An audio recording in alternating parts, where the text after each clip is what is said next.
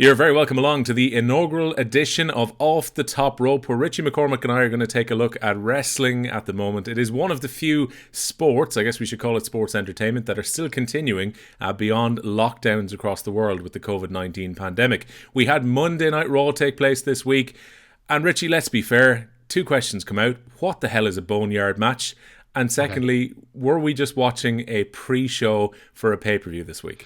I kind of realized that they're stuck in a certain pattern whereby they're in the performance center, which is in Florida, and there's only a certain amount of talent they can get in and out. And to be fair, they probably should be adhering to social distancing guidelines as well, which made the four-man booths during the tag match, the lengthy tag match that they had, whereby the Street Profits had joined both Byron Saxton and Tom Phillips at the desk. It was remarkably irresponsible in the current climate and should be reprimanded. But given the nature of the relationship between the Trump administration and the WWE and the McMahons, I don't think that's going to happen. But yeah, it like I can see why they're doing certain things. It just, I don't know, it comes across as very, very light. And maybe they're just taking the foot off the pedal going, listen, we don't really have to put out all the stops in building up WrestleMania because we know it's going to be something of a damp squib this time around. But then there are other elements to their presentation that suggest that actually we want to put a bit of effort into this and we want to spread it out over two nights. So they're caught between two stools. I think they're getting it about as right as they could do in the circumstances. But there's still other bits and pieces that they could definitely tweak for sure. Yeah, like I thought this week was a big improvement on the week before because we had a full Royal Rumble match shown a couple of weeks ago in order to just pad it out so they could make their 3-hour runtime. And maybe some lessons can be learned for WWE over the last few weeks as well. One of the key ones being that it's very difficult to fill a 3-hour show and keep it entertaining. And when it comes to the booth, like you mentioned, it was a two-man booth for the best part with Tom Phillips and with Byron Saxton. I was actually quite happy when I didn't see Jerry Lawler walk out at the start. I much prefer a two-man booth anyway. Yeah, the thing about it was when they cut to, and we'll get to that in a moment as well, when they cut to that Mania match from 5 years ago, the triple, it wasn't a Rumble match, wasn't it? Royal Rumble, yeah. With Lesnar and Cena and Seth Rollins. And the first thing that jumped out at me was, oh Christ, JBL's on commentary. JBL is on commentary. No. And then Lawler chimes in, I'm like, no, this is terrible. Because, oh my God, he's Big Match John. That was the last thing I wanted to hear. It was also peak JBL as well, because when they were meant to be building up the show and telling some kind of story, JBL came out with his classic line, which sounded like it could be from the SmackDown versus Raw video games, when he goes, "This match is going to be fun." Yeah, and I remember distinctly hearing that as well, because I think I was a network subscriber by that stage, and I was making sure that I was getting the pay-per-views watched at least anyway, to kind of keep tabs on what was going on. And that jumped out at me at the time. I was like, oh God, I despise that. There are many reasons why I dislike that man. His politics are one of them. The fact that he'll share photos of himself with Nigel Farage is another. I don't know if you've seen that one yet. Or his search history when he's looking up muscular naked women while pay-per-views are on.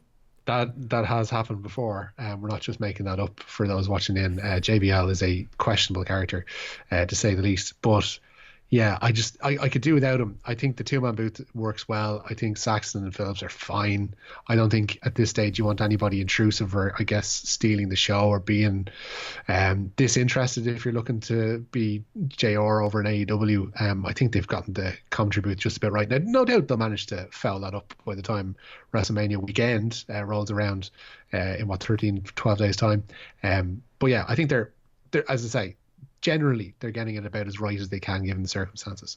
Yeah, the other thing that's unusual is obviously we had the tagline which they're now using, which is a WrestleMania that's too big for one night for the first time ever, and so on, to try and hide over the fact that they're going to have to pre-record vast swathes of this, and it's for the best part going to be at a performance centre with no fans there. Is that they seem to have no idea yet about the scheduling, and that came across in quite a few of the promos as well, more than once. I know AJ Styles definitely said this. He said, I don't care if I'm on the Saturday night or on the Sunday night. It just feels really weird. It does. There's bits and pieces coming out that apparently Becky and Shayna are going to headline the Saturday night, but I think the fact that they've been forced through the cancellation of the Hall of Fame and NXT's takeover program essentially being moved to this Wednesday, they've said that they've basically done what they should have been doing anyway, because what we had the last few years, especially in the big stadium shows with Mania, were these like 7-8 hour long marathons, and actually went from being envious of people who were attending Manias to almost feeling sorry for them, because how you could stick through that much outdoors in a stadium with that many other sweaty people, and just there's no natural rhythm then to a show, because if you look back at an old pay-per-view, whether it's one of the old Starcades or something, or whether it's a Mania, there's a certain ebb and flow to it. You kind of have your up match, you bring people down with a bit of an entertainment or a bit of a comedy match, and then you kind of try and build them back up again towards a crescendo towards the finish. But you look at Mania matches, especially the main events in the last couple of years, you can see like this empty swathes of stadium where people are just kind of gone, oh, do you know what? I'm better off beating traffic, or I'm better off getting a subway out of here and heading home, or I'm better off, just basically not entertaining this because I've been here for 8 hours. I'm knackered. So spreading it out over 2 nights, doing essentially what New Japan did with Wrestle Kingdom in January, this seems like the right idea, and maybe one that they might want to stick to. Like we talked about this on the news round on Monday or Tuesday night as well, about how the championship in football could find itself falling arse backwards into a situation that actually is going to be the most entertaining and what everybody would like to see, which is a straight knockout. And again, with WrestleMania, I think they've found a formula by which they can, base WrestleManias going forward when they finally get them back outdoors. Yeah, because even like watching on TV last year in terms of WrestleMania, you had your big emotional moment a few hours into the show. I think it was about 3 hours in, where Kofi Kingston wins, and there's a massive crowd interaction at that point, and a relief that a storyline has actually paid off. And the energy is just gone for the rest of the night. I think that really affected the main event last year. Like even rewatching it a few weeks ago, flat as a pancake for that all women's final match. Even if you go back to like Mania 18, where the biggest scheduling mishap they had ever was Rock Hogan in the wrong place. Go after Rock and Hogan, which like everybody just wanted to see. That was the main attraction for everybody there. Nobody gave fiddlers, because A, the story wasn't that strong anyway, and B, I think everybody was already at that thought of Triple H as being part of the creative team, and that he wanted to have the spotlight and go out last, and that was all his call, yada yada yada, and they paid for it big style that night.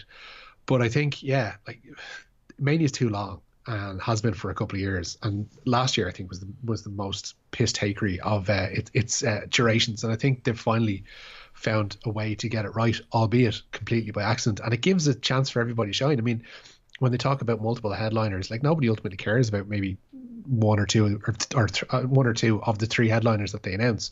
Whereas now, if they come out next week and say Becky and Shane are a headline on the Saturday, we'll have Goldberg and Roman Reigns headline on the Sunday, you've got something for everybody to point towards there, and you've got something to build around, and as I say, an ebb and flow to kind of build up throughout the course of the pay-per-view. Yeah, the only thing I guess before we start breaking down the show from Monday night is it is going to be very unusual. I know we are kind of getting a little bit conditioned for this in terms of what we've seen the last few weeks, just filling out Raw and SmackDown, and it's been true of NXT without a crowd as well. Without that crowd interaction, which is fairly key to WrestleMania, do we almost put an asterisk beside WrestleMania that this isn't even going to feel like one? Yeah, I do. I know I'm speaking to you in the office about it last week. You're kind of like, oh, it's going to be fine. But it's not the same. You need that crowd interaction. You need the sense of big story arcs paying off and the crowd reaction to go along with that.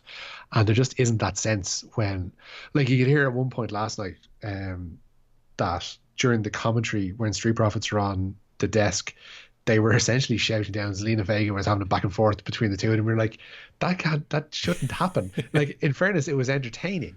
But you're going to lead a lot of moments like that whereby there's more interaction and more awareness that they are in a strange situation and the reasons for it to make this actually work. But I don't think it could do. Like, we'll get to what the Boneyard match will probably mean in a minute. But yeah, it needs a lot of creativity to pull this one off. Yeah, I suppose one of the people who would probably be very affected by the non-WrestleMania pop will probably be Drew McIntyre. It seems as if he's being built up to take away Brock Lesnar's title. There is that possibility they could swerve this now, maybe because of circumstance, and give him his payoff moment further into the future. But everything you see on the story is indicating towards a Drew McIntyre win over Brock. Yeah, but I don't know how you do that without making McIntyre look like a complete tart. But I guess last night's show opened with a recap of McIntyre's last few weeks, where he eliminated Brock Lesnar at the Rumble, He admitted in a package that Brock is a dominant figure in the roster while using his awful Gerard Butler mid-Atlantic accent. He says at WrestleMania he'll take care of the reigning, defending, undisputed heavyweight world champion. The show proper then opens with Brock and Paul Heyman already in the ring. No introduction for them. The hard camera, as we know, and this is a good call, is now facing the entranceway, because the last week or two we'd had this weird still pretending that we have a crowd. The Austin Watt thing the other week kind of showed that. Heyman as well is in the ring. He says, we live in uncertain times and Brock is the certainty that we need. Drew can train all he wants, spar with mixed martial artists, but he cannot beat Brock Lesnar. He can get down on his hands and knees, but God's prayer line is going to give you a busy signal right now, which is a killer line by Paul. Brock will make it quick, but he won't make it painless, he says. Drew McIntyre is going to main event for years to come because of what he did to Brock Lesnar already. But ultimately, he is just another wannabe that got, and this phrase was new to me, douched out by Brock Lesnar. Yeah, it didn't feel very Heyman. Like, I'm sure given his creative position on Raw, he probably did write this promo for himself. And to be fair, I enjoyed the promo. The only thing about it is, it feels like I've seen this since the Royal Rumble, that this is just the same story repeating week after week after week. And I feel like I've seen this since Heyman came back with Lesnar. Like, it's basically that's it. And you're like, oh God, will he be? Probably, but okay, go on your spiel. And there was like, when you cast your mind back to when Heyman came back with Lesnar, there was so much goodwill towards seeing him there again. You're like, oh, class, Paul Heyman. Paul Heyman's cutting Paul Heyman promos. And you're like, he's still one of the best ever on the microphone. But Jesus, like, it needs to go away for a while to actually make it special, or give him another client to deal with to make it work. Because with the Lesnar and him, the dynamic, I think, is just it's played out.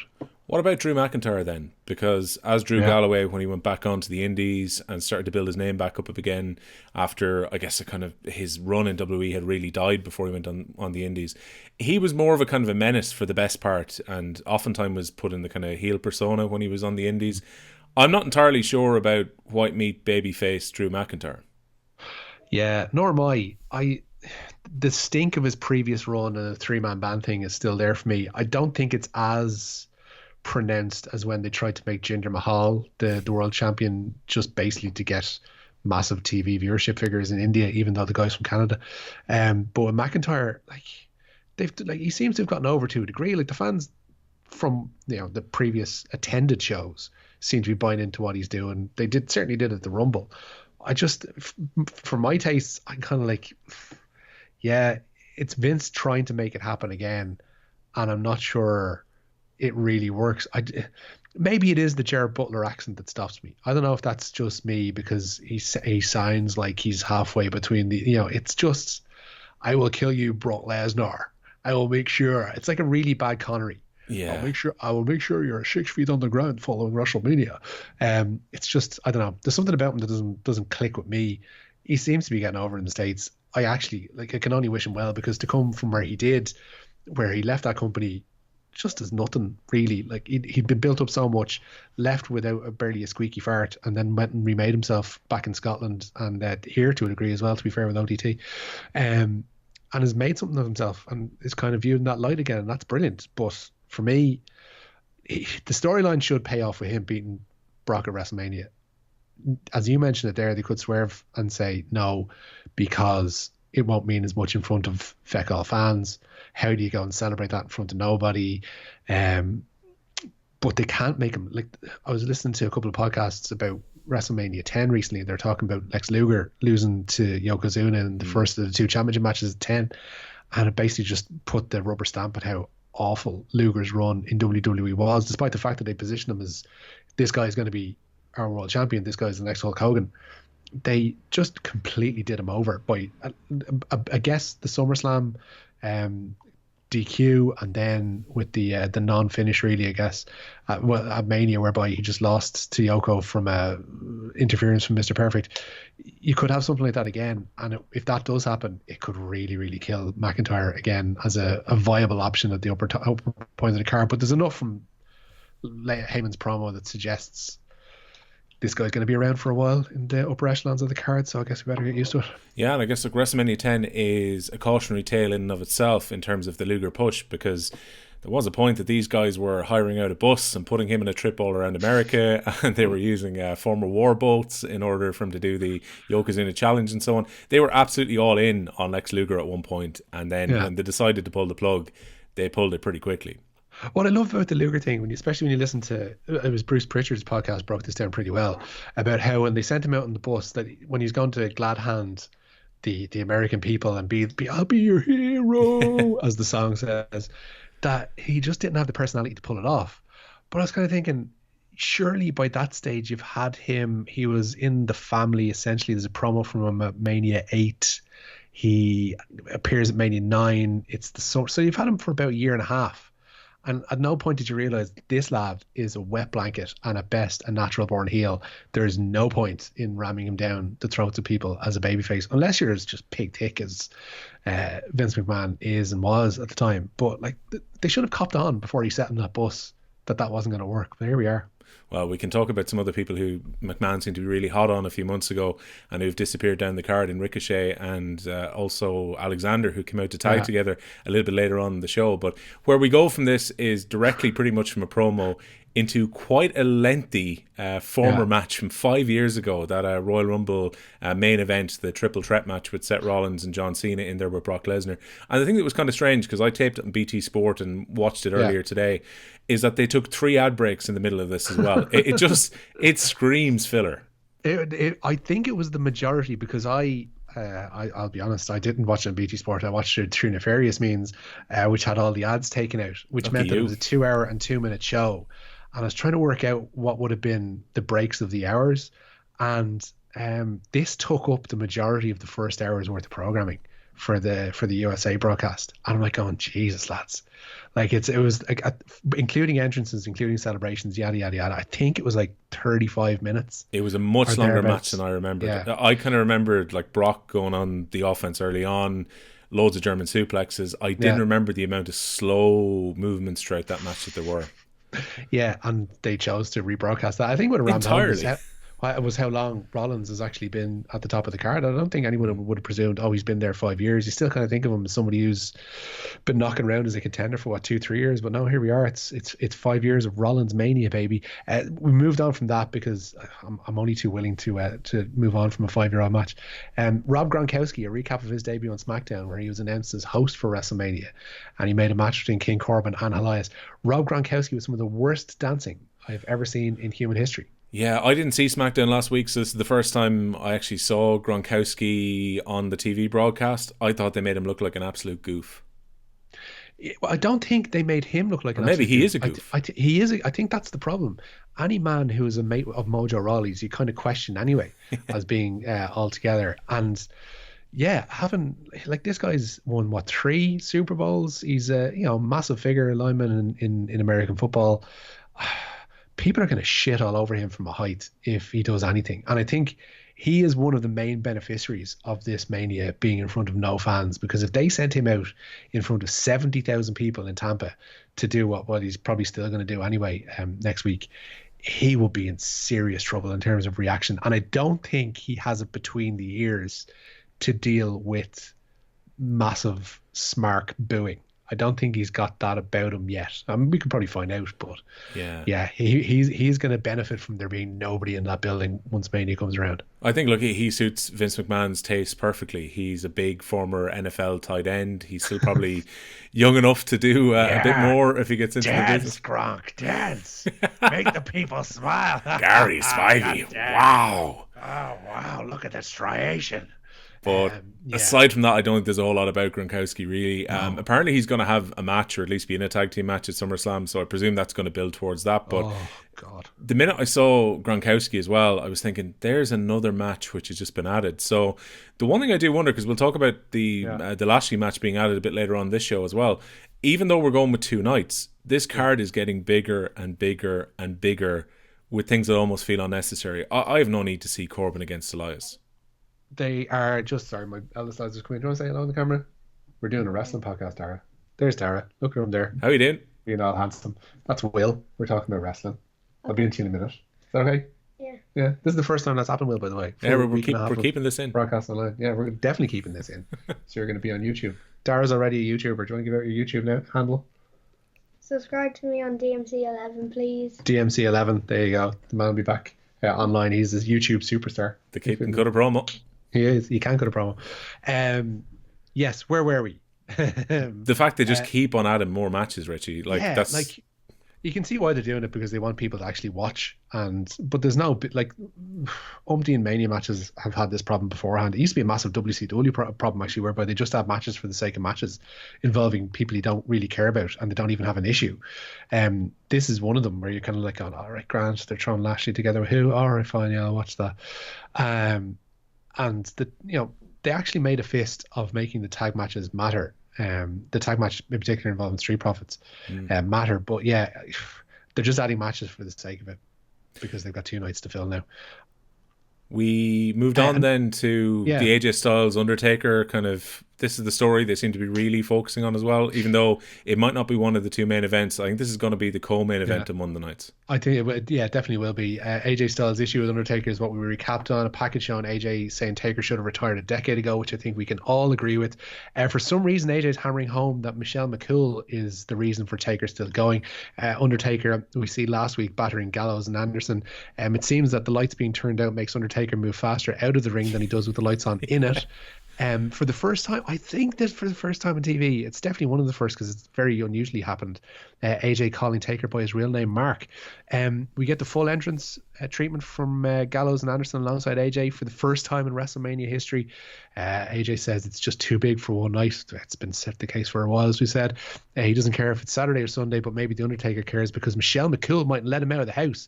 And there's some really corny stuff about Undertaker wearing maternity pants and looking like Dog the Bounty Hunter.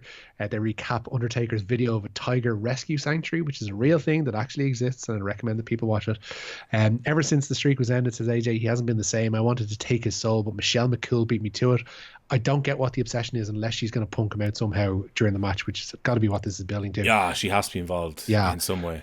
I don't want the Mark Calloway that's posting selfies. Ooh, behind the curtain, AJ.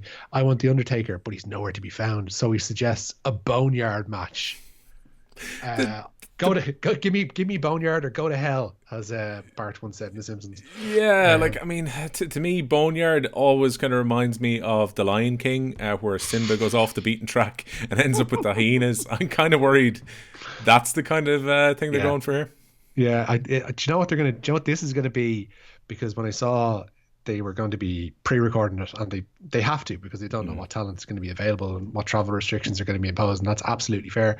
And Rey Mysterio actually is one of those people who is apparently in lockdown at the minute, but this is one of the ones that they're going to film somewhere else. This is one of the ones that they're going to do like a Broken Hardy's compound kind of match, and like we're not going to get a match. We're going to get a brawl. We're going to get AJ, who, it's been pointed out by several people, hasn't been involved in much brilliant activity over the last while. He's either carrying an injury or he's purposefully slowing down himself. I think he got injured at the Royal Rumble because remember he got thrown out by Edge, which seemed like that was actually a last second decision. I think he went down pretty hard on that spear he took. Yeah, so this kind of match would absolutely cover up for all those shortcomings. So, it's going to be one of those outdoor. I'm going to beat you with a shovel. I'm going to throw muck in your face, and ultimately Michelle McCool is going to save the day for the Undertaker, and they're going to leave arm in arm. I mean, if we learned anything over the course of the Undertaker's 30-year run now, it's you don't mess with his wife, because he had Sarah involved previously. She had her name tattooed on his neck for a while, which has ultimately got to be covered up. And he since ended up with one of the former divas. But yeah, we're going to end up with the lovely shot of Michelle McCool and The Undertaker on one of the nights of WrestleMania with their arms aloft, possibly with that rescue tiger. I don't know, but I sure hope so. Much like the Anastasia in The Simpsons. You've just reminded me, by the way, of the horrible DDP angle that they used when they brought him in 2001, where they turned a guy who was a legit main eventer in WCW stalker into a stalker. Yeah, and he was like... He was a man of the people, wasn't he, when he was in WCW? He was like the fans' representative in the ring, and he'd go out and celebrate with them, and everybody did the DDP bang. And Oh god, yeah, and they ruined him. He turns up, by the way. I don't know if you've seen this in there's one of the Untold documentaries that they have up on the network, looking back on the match that involved Dennis Rodman and Karl Malone in '97 in WCW, and it's actually really well done. They get in Rodman as a talking head, DDP, and his exceptionally white teeth are there as a talking head. Those veneers do sparkle. They do. Eric Bischoff and his complexion that says he has been drinking a lot of beer over the last 20 years is on there as well. And Hogan too, and they kind of go back through it, and it's like, you think about it now, I guess, like, I would have seen WCW only through flicking through like PWI and Power Slam back in the late 90s, because we didn't have any of the channels that carried it. But I remember seeing this and going, Jesus Christ, they've gotten like basketball players, but I don't think it had even the resonance that it, like, can you imagine post playoffs, say Kawhi Leonard and Steph Curry getting involved in a match at Wrestlemania or somewhere, like, it just, you'd be like, no, that wouldn't happen. They get retired people in, or they get, people who are at the end of their run or whatever. They get Shaq to do nothing. Pac-Man Jones. Yeah. Do you remember that? Oh God. Who was banned from football when he was a TNA wrestler. Yeah. So yeah, that's the kind of thing. Like, you get lower level people, or but you never get two of the biggest stars in another sport. In it, like, how they pull that off. Money. Is absolutely remarkable. I know it's money, but on it's the other still hand, impressive. You have to get, like, surely they would have had to get like the Bulls and the Jazz to okay this on some level, unless they're just completely free agents and say, like, it's grand, I'm going out wrestling after the playoffs, don't worry about me, lad. Yeah. But yeah, like, it's fantastic, worth a watch if you have the network, and I think the network's actually free without wanting to do advertising for them. They're encouraging new subscriptions because everybody's at home and it's something to watch. Yeah, and I think they've made a lot of their back catalogue available to people as well. They put a lot of stuff up on YouTube the last few days as well. So there's plenty to be watched there. In terms of Undertaker and AJ Styles, I have to admit, I quite like this version of AJ Styles. He reminds me more of the kind of intentionally goofy heel that he was in TNA. Like, he even knew that he was absolutely hamming up that promo entirely this week as well. And I know it was kind of a bit childish, the whole kind of diaper thing and the maternity clothing and so on, but still, this is kind of classic AJ of about maybe 10 years ago. Himself and the club seem to really enjoy themselves. The club aren't going to AEW purely because I think they enjoy hanging out with AJ Styles. They enjoy hanging out with him, and they're well paid, to be fair, as well. I think that's part of it, and I don't think their schedule is particularly grueling, and fair play to them. They can do what they want. They've kind of earned their stripes in Japan and elsewhere before coming to WWE. I don't know, there's something about it was just too corny for me. We were veering towards the death rattle of Claire Lynch in TNA.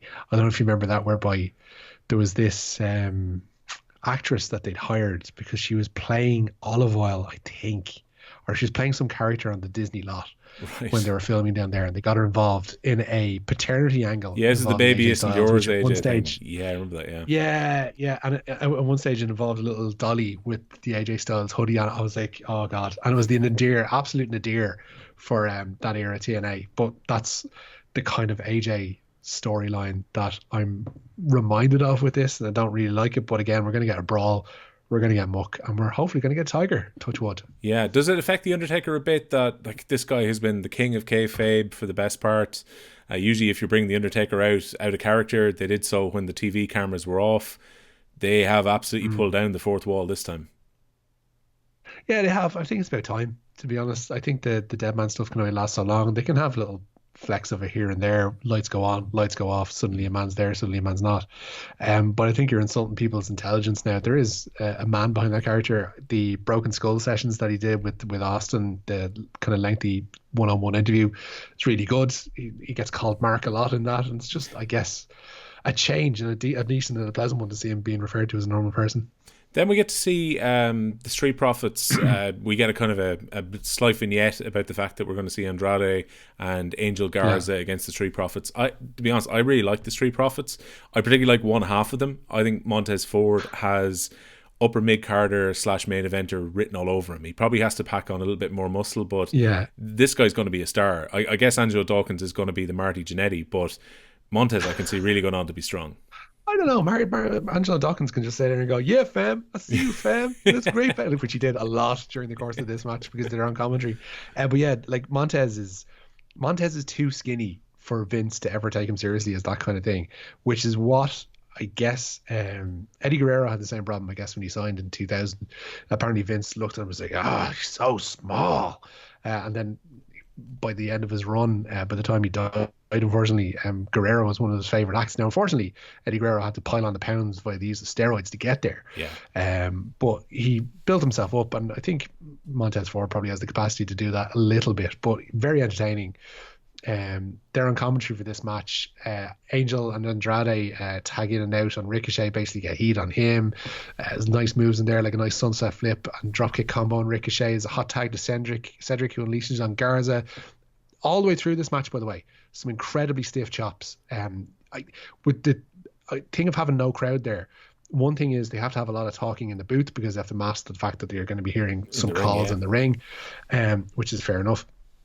But also, because there's no crowd, you kind of have to make things even more snug than you would, because you can't have a crowd mask nothingness. So the amount of stiff chops and the amount of stiff kicks during the course of this match was fantastic. It was a back elbow from Andrade, finished it, despite what looked like a stall and a kind of a botched pin.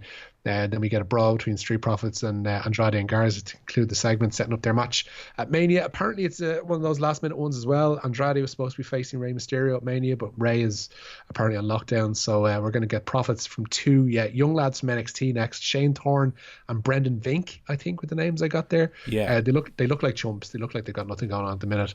Montez going corner to corner, delivering chops along the way. They get the heat on Montez, do the two lads from NXT before Dawkins is tagged in, cleans house, and ultimately leads to a cash out with like one of the most beautiful frog splashes I've seen. And they allow him to do it properly. The one thing I always recall when they brought in Eddie and they brought in Van Dam was there was a clear instruction, because I'd seen them both prior.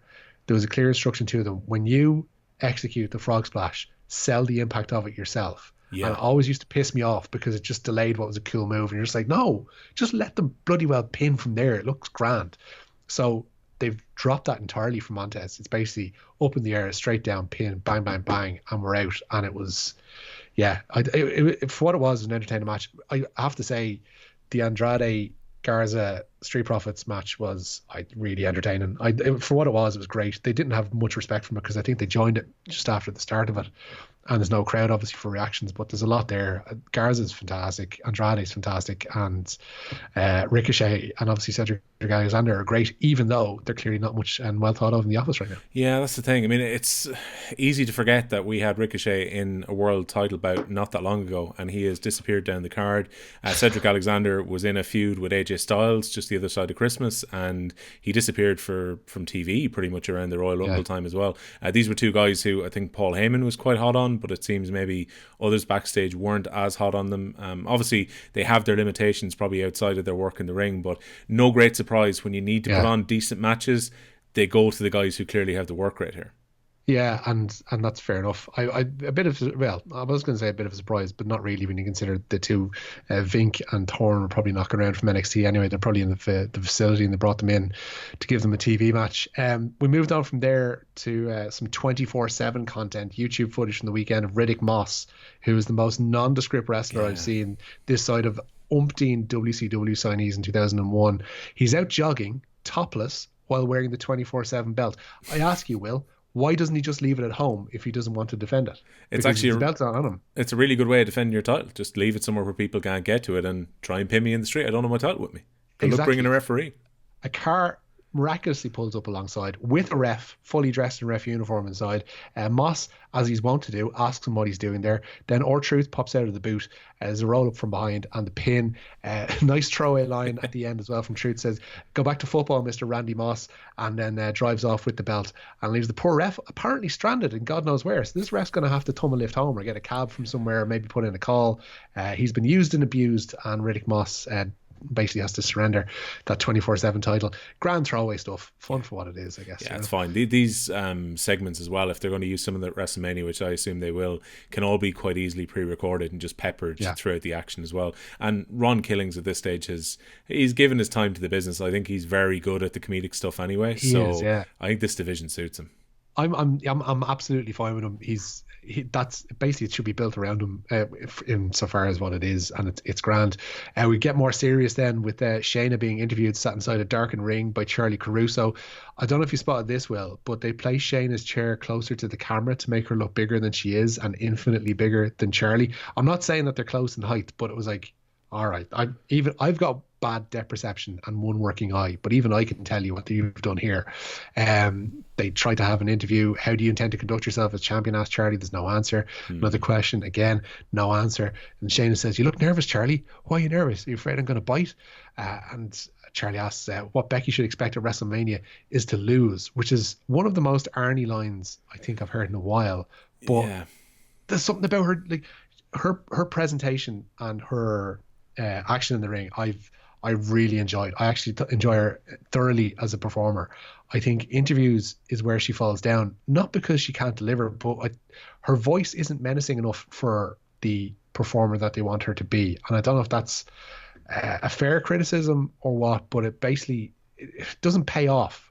You want somebody who's going to sound not like Luna Vachon, but heading there. You know? Yeah, I suppose this is kind of one of the difficult transitions from NXT to the main roster as well, where Shayna Baszler realistically didn't have to do a huge amount of talking when she was on NXT. She could just be a menace, just purely in terms of her record and in terms of her physicality in the ring.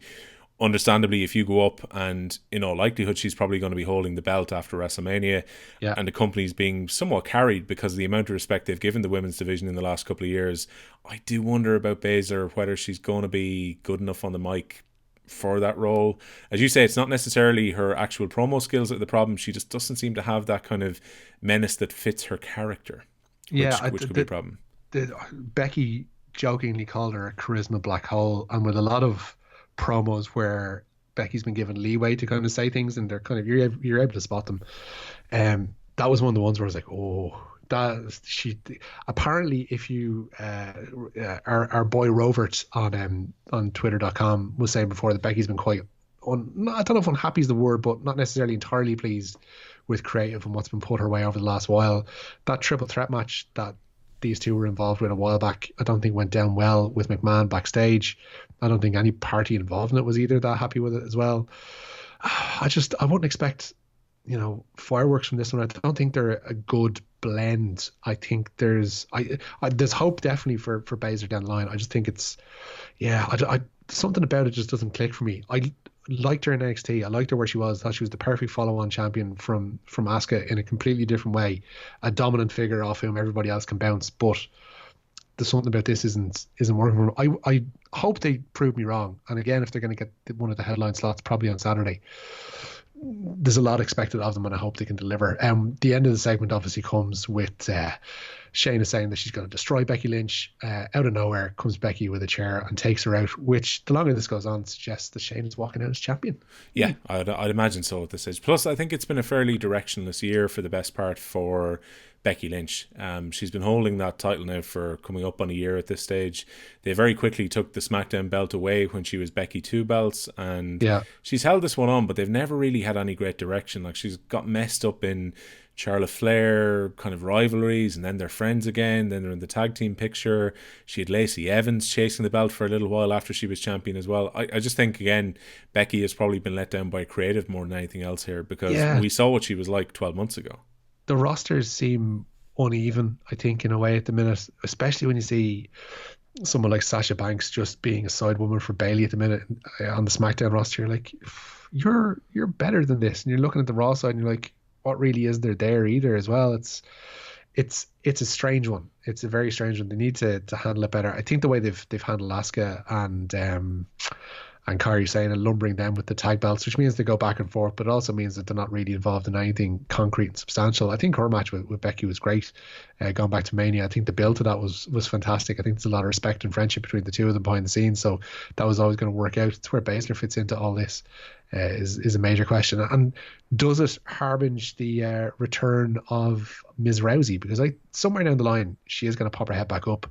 It was pointed out that she's looking in fine fettle at the minute. She's looking like she's ring ready. So I don't know if a return is that far off for Ronda Rousey. Maybe there was a lot of talk, should, Richie, for a while that this was going to be the kind of 4 horsewomen against the 4 former Cage Warrior fighters, and that hasn't obviously come round for this WrestleMania. But you'd imagine that Rousey is a ready-made competitor to come in to actually face Shayna Baszler. That story pretty much writes itself. Yeah, it absolutely does. Yeah, the reason they couldn't really go down the 4 horsewomen route is because the other two are, well, one in particular is just an absolute black hole in terms of charisma, and I'm not sure about their in-ring ability. And Marina Shafir and Jessamine Duke, there's just there's nothing there, and I don't know if there's much hope for them down the line in NXT.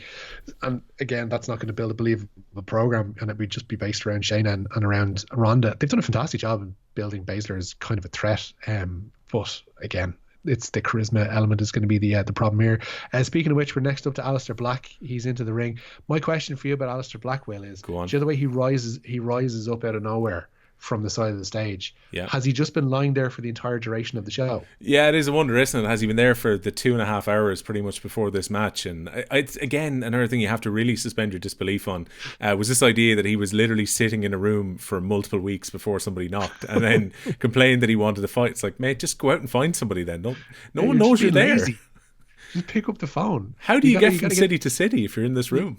You got to get out on Instagram. You got to make yourself known, man. But like, yeah, he arrives up out of nowhere. Presumably he's been lying there for the entire duration of the show and wondering why they're showing a half an hour long match from a 5-year-old Rumble. He approaches his opponent, an unnamed jobber, before sitting down cross-legged. Basically, his opponent tries to unload a kick. Black dodges, ultimately returns to his feet, and like the Chuck Norris that he is, roundhouses the lads to a quick defeat. And we learn that it will be Lashley versus Alistair Black for God knows why at WrestleMania.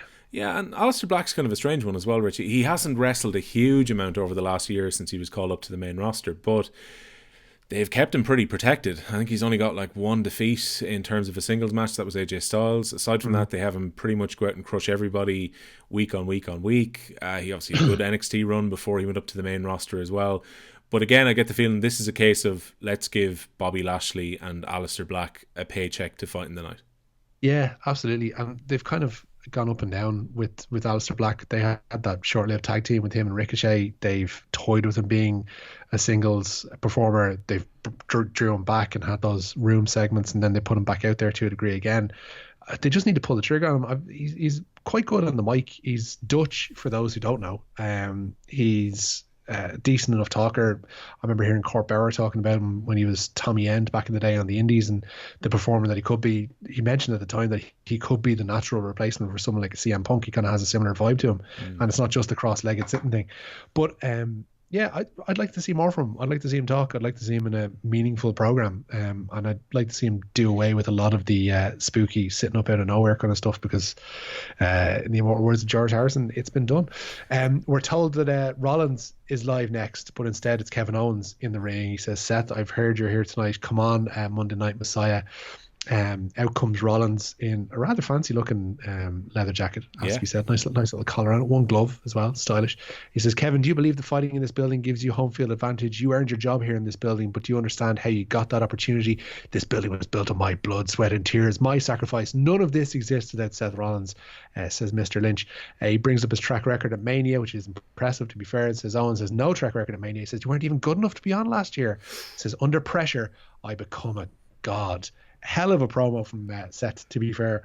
It feels like one that I've heard before, but I think it sets the table nicely. I would have liked to have gotten more back and forth between himself and Owens, because Owens is well able to handle himself on the microphone, especially in a slightly more unscripted scenario. But that's what we get. Yeah, look, I have to admit, I think this is probably this whole Monday Night Messiah thing that's been going on with Seth Rollins has probably saved him from where he was going, which was probably down the card, because obviously it didn't work on the back if they handed him 2 big wins over Brock Lesnar. He was not getting over with the fans. He was getting booed as of about September or October of last year. It looked like there was a lack of direction for his character, and he has been absolutely reborn. And he's also elevated the Authors of Pain and Murphy, as he's now called these days as well. Yeah. Yeah, I don't know what they've got against first names in that company, but yeah, Buddy Murphy's done quite well out of it. Got a tag title run with Seth. I think Buddy was well thought of. The stuff he'd done on 205 Live was really good up until that show was had the legs taken out from under it. I think the Monday Night Messiah stuff has been quite good. I think the way they've been able to elevate like the War Raiders opposite them has been fantastic. Owens has been bouncing off other people as well. That whole program has actually been pretty good. From a purely creative standpoint, I would have liked to have heard more from Owens.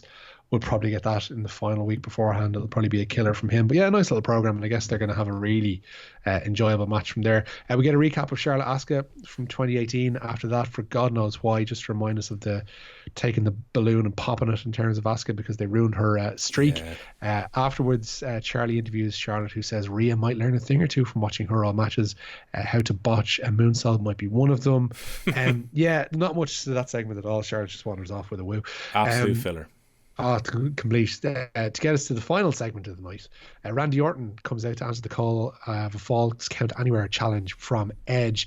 I thought this was fantastic stuff from Orton. He's actually one of the most underrated talkers, I think. And for a while, I was very anti Randy Orton because I thought he was bland. I thought he was just a bit just there. He's got an RKO and he's been around for a while. He's got tenure, essentially, and that's it. But the promos was great. We got the package from Edge the week before. And then we hear from Randy last night saying, over the last few months, I've done some things and said some things that have been misunderstood. What I did came from a place of love, but has been taken as an act of brutality, an act of violence. I'm here to respond, but first I need to apologize. I lied to your wife when I said that you were a junkie for the roar of the crowd. You're not. You're a junkie for your own ego. Adam Copeland is a junkie for Edge. It's shoot name central on tonight's Raw. It's true. I never had to pay my dues. I was handed an opportunity because of who I was and my last name is. Just because of that, it doesn't guarantee a Hall of Fame career. Asks if his early championships were handed to him. He responds to the suggestion that Mick Foley passed the torch to the likes of him and Edge. Says Randy threw it back at him. I went from being a third generation prospect to the three most deadly letters in sports entertainment. And grit isn't sitting at home for 9 long years at your couch. Grit to me is longevity in an industry, that seldom has any. I look around the locker room and don't see anyone that's accomplished what I have. Everything I've done is because I love you and your family, and that's why I sent you back home. Edge, you may be writing this story, but I'm going to end it. I accept. Killer. Absolutely. The last 2 months of these two, and I know they've had a proxy in terms of using Matt Hardy towards the end of his run as part of this, and I also had Beth Phoenix come in as well. To me, this is the hottest feud that they have going into WrestleMania. It's an awful pity it's not a crowd because the crowd reaction was huge the night that Edge got concertoed by Randy Orton. Randy Orton's been getting booed out of the building when crowds were still there after what he did to Matt Hardy as well. I think he'd be getting booed out of the building in WrestleMania if there was a crowd there. For me, rather than being Lynch and Baszler on the Saturday, I think this should be the main event on the Saturday. Yeah, I don't think that's a bad call because whatever you're going to have up against, I think people are well. I was going to say people are going to crap all over Reigns and Goldberg. There's going to be nobody there, so they're fine. They can do what the hell they want. But yeah, this being a semi-main event to something just doesn't seem to make sense. It would seem like this is an ideal candidate to play out potentially the Saturday night. But if you're going to be fair, if you're going to go from 1 year of having women headlining WrestleMania, you can't necessarily pull back from that on a WrestleMania where you have 2 nights. So I can kind of see their logic in continuing on something of a tradition. But yeah, this deserves a spotlight. It's been a fantastic build. They've coped with the fact that they can't use Edge all that well. I think there's only so many times they can actually get away with that, because they're obviously going to use them for Mania and probably for something in Saudi Arabia as well, or for SummerSlam and something in Saudi Arabia. But yeah, I think they built this one perfectly, and I think it's going to be I'm not going to say a brilliant match because you look at the age profiles of both and you look what Edge is coming back from, it's not necessarily going to be your 28-minute work rate special. But the no DQ and the last man standing is going to help all that. Yeah, it's going to help all that. It's going to be a lot of chair shots. It's going to be a lot of rambling around the building. I just hope for Edge's sake that they take care of him. I'm sure they will. Nah, Randy Orton's he's the safest worker in the company. Yeah, Randy's the safest houses, but Jesus, it reminds me of did you ever see that documentary that they did? I don't think it's on the network, where they built it around WrestleMania 19, and it's based, the whole build of it is about how Angle's neck of the documentary, about how Angle's neck is goosed, and if he takes one bad bump during that match with Lesnar at Safeco Field, then he's probably going to die. Jesus. And so then you end up watching the highlights of the match through your fingers, just going, Christ, just please, no, don't kill yourself here. This is insane. but I just hope we're not watching like that. But I think it adds a little bit of extra spice to it, you know. Yeah. For those people who know, you're kind of like much like the concerto shot. You're kind of going, oh Jesus, if he hits that wrong, then lad's in serious trouble. Or can he really still take an RKO, or can he still go out over the over the barriers, etc. So there's a nice little few questions hanging around this match, and they're all positives. Yeah, and I think as well, you mentioned obviously how well Randy Orton has been performing. I think this is some of his best heel work in a long, long time, what he's done over the last couple of months. And what I like about this story as well is that from Randy Orton's point of view, heels always operate probably at their best when there is a certain amount of justification to what they're doing. And they have to believe why they're doing what they're doing is right. They have to think they have to have reasoning for it in their own head. They can't just do shitty things just to be a shitty person. Yeah, this isn't evil for the sake of being evil. He is justifying in his own head as to, I'm doing this for the right reason. You didn't take my advice, you didn't take my help, and therefore I have to hurt you because you wouldn't take my help. Like, it's almost the perfect setup. Yeah, I think it's absolutely fine. I think they've done a remarkable job to build a part-timer and a comeback kids and Randy Orton, because I think everybody groaned when they thought it was going to be Randy and Edge coming out of the Rumble, and everybody's like, oh Jesus, no, really? Can you not give him someone that he's going to maybe elevate up the card or whatever? But no, this works absolutely perfectly, and they've gotten it, I think, pretty much spot on. Open to people disagreeing with us here, but I think we're in agreement here that it's been a great build. Yeah, no, it has. What's been quite difficult as well, I think this would be an even hotter build if they had crowds around for the last couple of weeks. That brings us pretty much to the end of this edition of Raw. What do you expect out of effectively what's going to be the go-home Raw next week? Yeah, you're kind of looking through that card and you're thinking, we're probably going to get Baszler responding to Lynch. She's probably going to have to lay her out if we're going to get to any level of believability for their match. I hope we get a decent promo from Kevin Owens on the Rollins match next week. And I just hope we're able to see more action. I don't think I can put up with an hour of